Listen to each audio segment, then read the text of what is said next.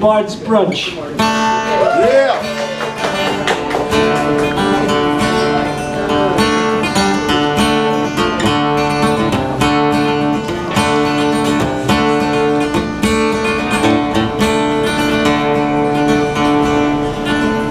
Come gather round, good people, and listen to my song.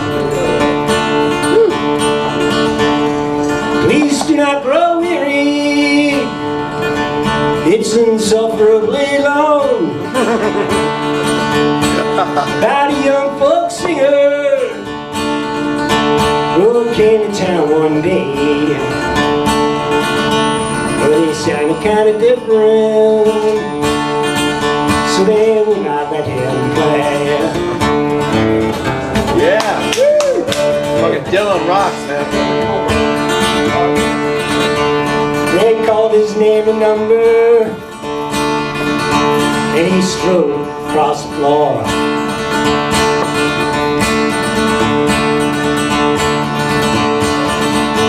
He climbed onto the stage, all confident and sure. A woman with a shopping bag from a very fancy store, let out a loud gasp and headed for the door.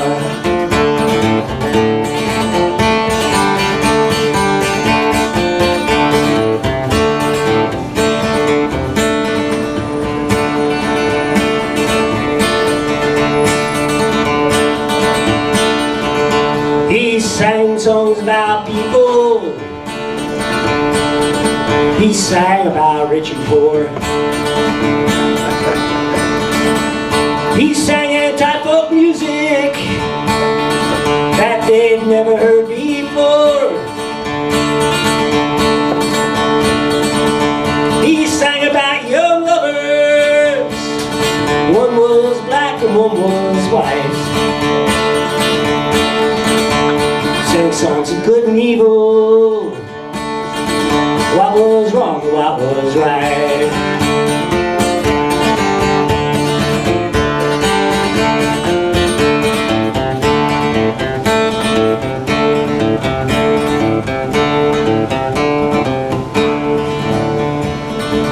To the owner of the folk club, this was a terrifying sight. He said, "You'll never get a gig, you'd best leave town tonight."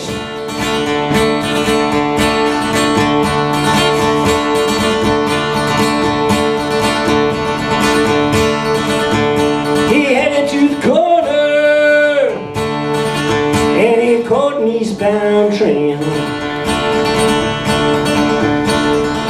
But the owner of the folk club, you'll need to hear from him again.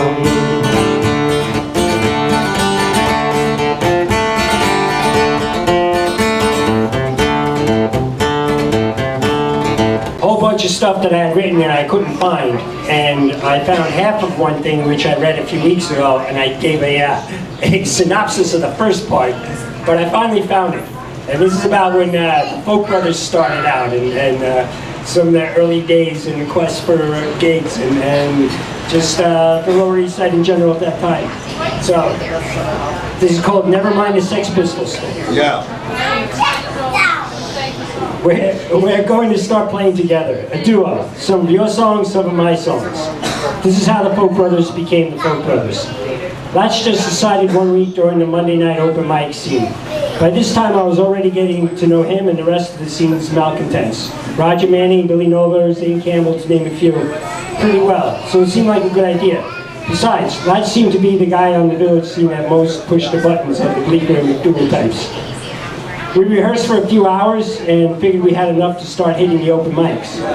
We didn't hit on the same name right away. We went around for a few weeks using whatever name came to mind when we signed up. Raynoud Theater, John Train's Blues, Pastorius Pizza. Jaco Pastorius threw a slice at me one night on West 4th Street in the middle of one of his legendary rants. Of course, we knew damn well this was going to scare the hell out of the geeky folkies down in Speakeasy or Folk City, and we'd always try to come up with names that would piss them off even more. We didn't really care if they booked us or not. We were playing for our fellow malcontents. Besides, we had our sights set on bigger things. Although at that point we still weren't sure exactly what was next, we knew we weren't long for that scene. We had come to the village chasing the ghosts of Woody Guthrie and Phil Unks, but instead found a bunch of James Taylor and Janician clones. Right on, man. Woo! Just as the emergence of punk had ushered in the end of mainstream rock as the voice of a new generation, we knew that the days of the old folk establishment's revelance were numbered. By the summer of '84, you could already trace the earliest roots of New York City punk back a decade, and the Lower East Side punk that had for a brief time garnered so much attention had peaked. Legendary hole-in-the-wall venues like the Mud Club were gone, and the bigger places like the Peppermint Lounge were on the way out. CBGB survived, but had already started its transformation to the 7 bands per night, how many people paid to see you gig factory. Towards the upper border of downtown on the west side of 21st Street, another very appropriately named club, The Dive, was still hanging on. The club said in one of the downtown weeklies advised aspiring bands to call on Sundays to arrange an audition. Since the Folk Brothers was so new, we didn't even have a demo tape yet, we decided this would be the Folk Brothers' first gig. It turns out auditions at The Dive meant coming down to the club with your demo tape and having the proprietor play and evaluate it while you listened along. Of course, we were yet unaware of this one January afternoon when we decided it was time to make the call. There was an opening the following Sunday. Could we make it? After having had a good rehearsal for the last hour or two, we were all pumped up and figured no demo, no problem, and told the Dive dude, sure, next Sunday would be fine. Hell, we had an entire week to get a demo tape together. Latch hung up the phone, we headed over to ABC No Rio at Matthew Courtney's Open Mouth, what we called an open mic with no mic. Monday night was a round of open mics in the Geek Village. Tuesday night we crashed. Wednesday we hung out at downtown Beirut in the Park Inn Tavern, affectionately known as The Pit, to talk about the Folk Brothers and generally just let everyone know how cool we were. Thursday, Friday, who knows? Maybe it was The Pit or downtown Beirut again. Maybe we swung by Bazak's, aka the Horseshoe Bar. Saturday we played at a Lower East Side loft party, and before you knew it, a week had gone by, we were sitting by the phone in Latch's flat with no demo tape, trying to decide who was going to make the call to try and get our audition postponed to sometime in the not too distant future.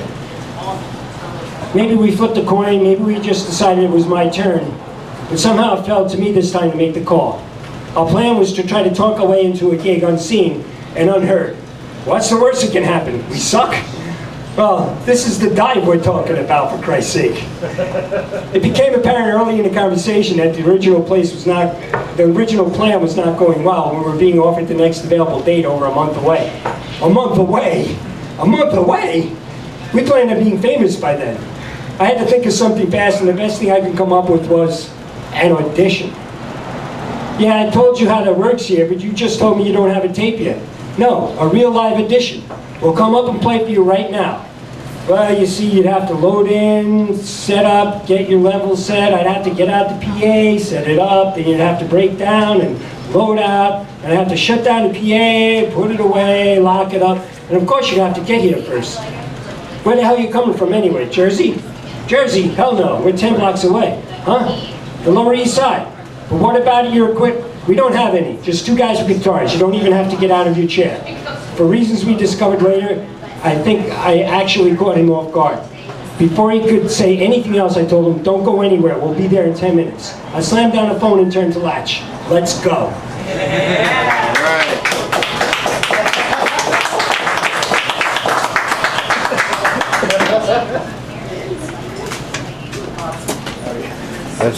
Let's go down to Junior Farm. I wanna let on. That was awesome, man. Great Thanks.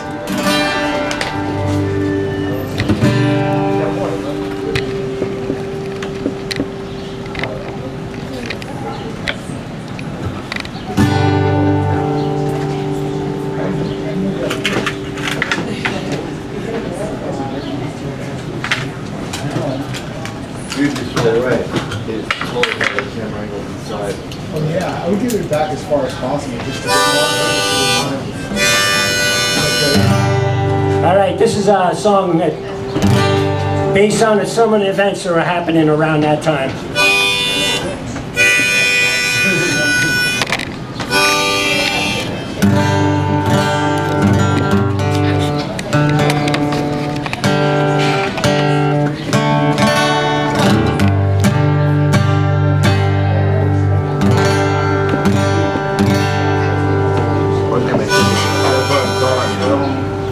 Horrible thing, like you think you got the fucking camera on, it's not on. All right, we're being filmed, so cheer loud at the appropriate opportunities.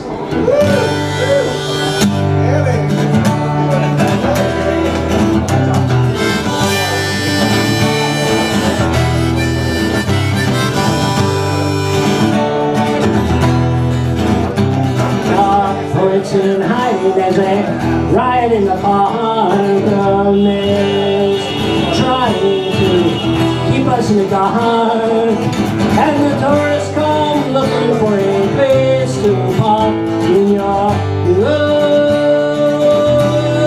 city, and your new city.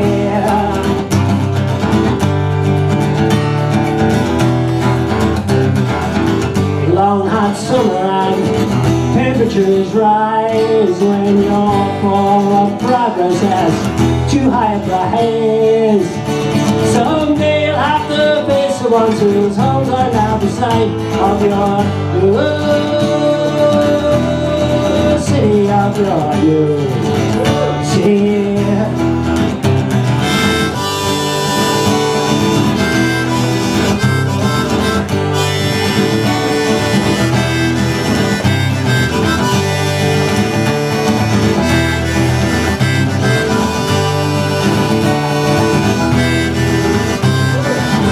Call it democracy, call it law, and wave archaic values that don't work anymore. For the safety of nostalgia, you would sacrifice the poor of your new city, of your new city.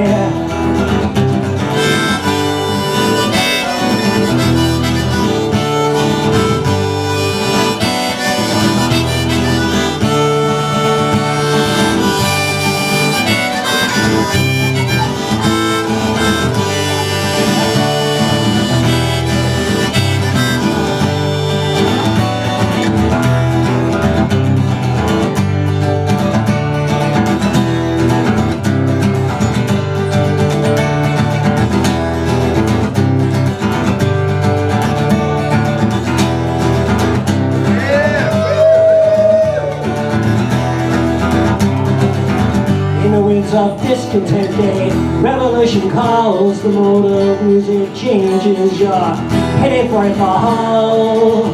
For justice and compassion are not found within the walls of your new city, of your new city.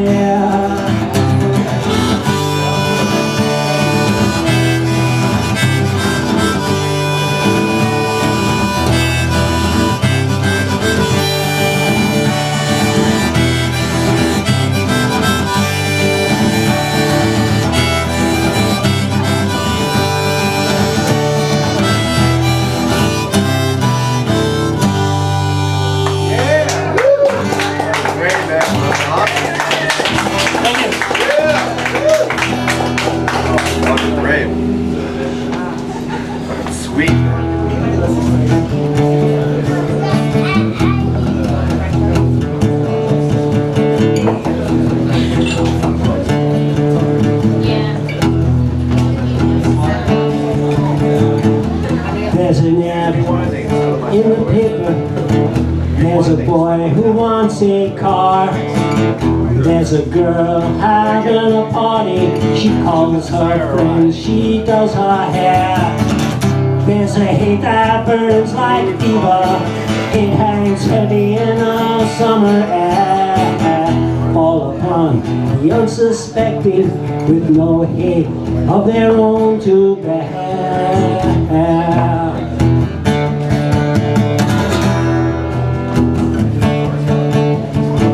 The boy's waiting at the corner uniforms of some forgotten country, some tired old and useless war. Same ones won by their fathers and their brothers gone before. The courage only found in numbers of those too scared to stand alone.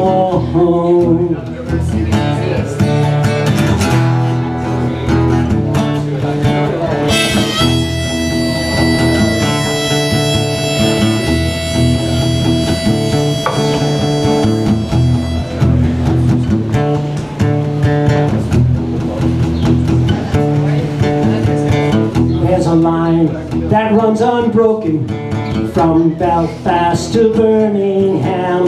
It crossed the years, it crossed the cities, the broken lives, the blood-stained hands, to a neighborhood in Brooklyn, and those who'll never understand that their reason is no reason to hate or hurt or kill a man.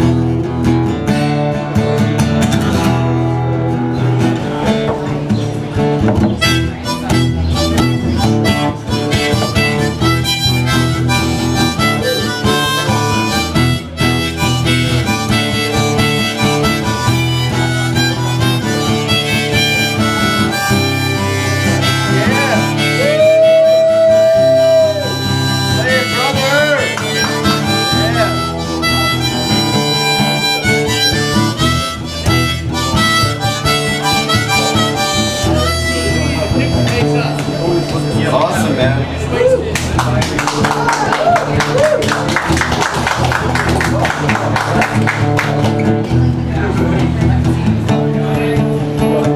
On this night, the dream was shattered.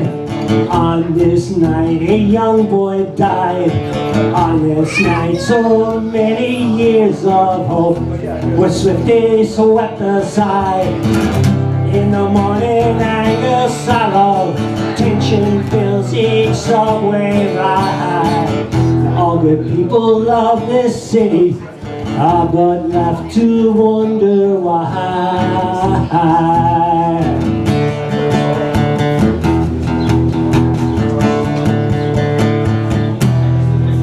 Right on, man. Yeah. Thanks.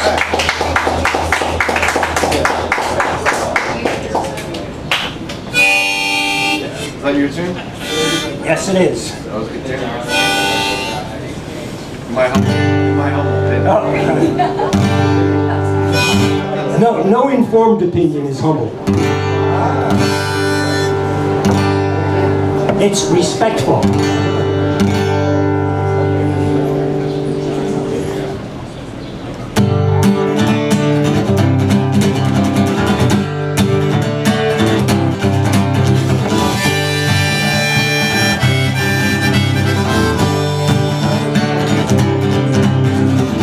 She was in a pump and took a bus across this big land, then back across out into the wild freedom of LA.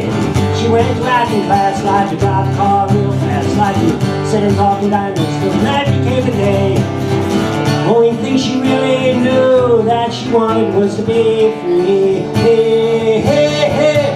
And time was on her side at 23.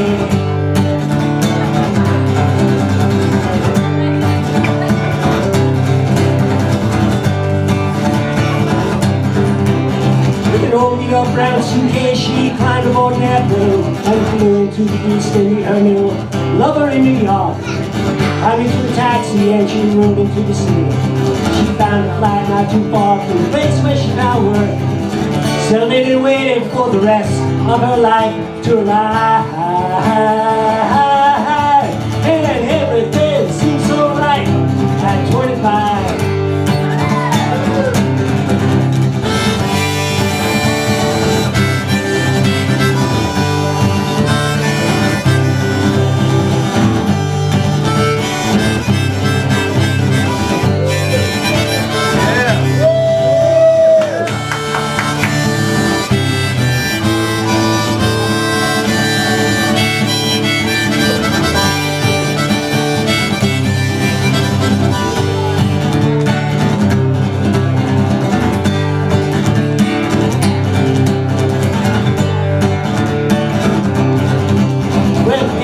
into weeks, and weeks rolled into months, and she could feel her life was changing. As the months rolled into years, he knew that he still loved her, but the honeymoon was over. Some night she would up all night and he would not appear. This is not where she thought she would be at this time. And something was going wrong at 29.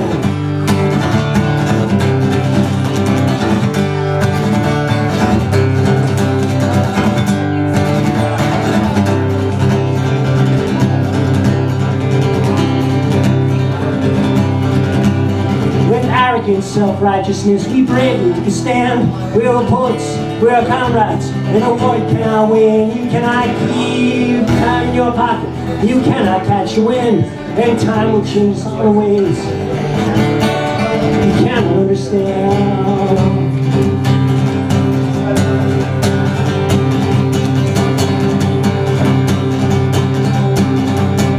Now age when lives alone, she packed a brown bag, went home. Tries to talk as earthly rain 3 hours before dawn. This big white continent cannot contain her discontent, and every now and then I wonder, where does anyone belong? The only thing that she ever did wrong was to love me. And all she's got is a broken heart at 33. All she's got is a broken heart at 33.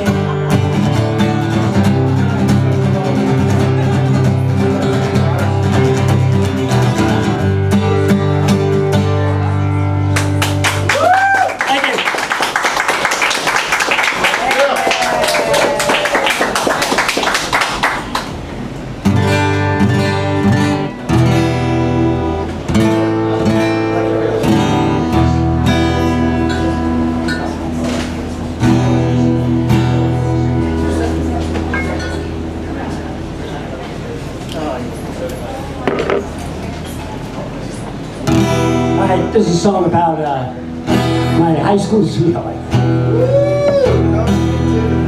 and going back to the old neighborhood. But I stole the name from a traditional Irish song. This is called Peggy O.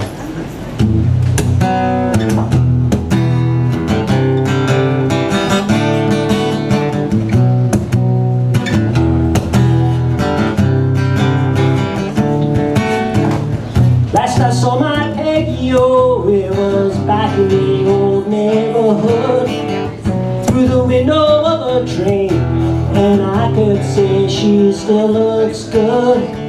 I hear that she's married now, I saw her old man in the pub. Ain't it funny how things change? I remember I was so in love. We hang out behind the school or go down to the railroad tracks, and I would tell her all my plans and she would smoke her cigarettes. Hatch up jokes and dreams for us, somehow they all slip through my hands. Don't think there's anyone to blame. I remember I was so in love.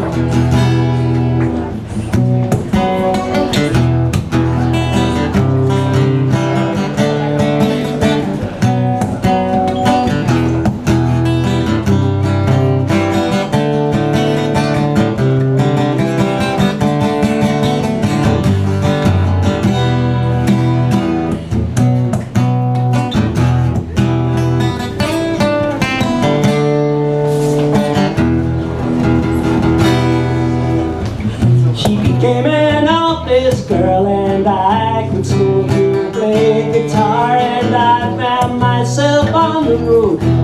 She found herself another boy. Thought I'd never love again, but I found out how wrong I was. I think of her now and then. I remember I was so in love.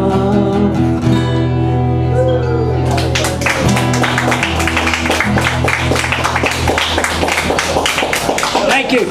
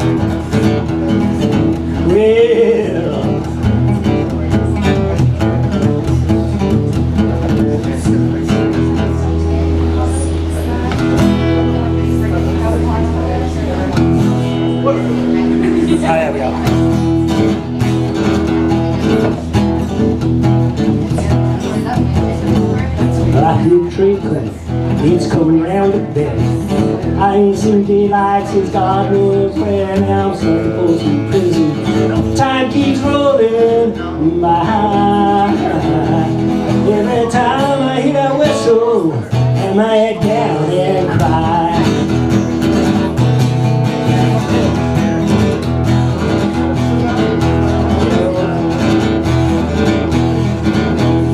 You know all the rich guys running big long cars that drop drinking coffee and smoking stars, and I knew I had it coming. I guess I can't go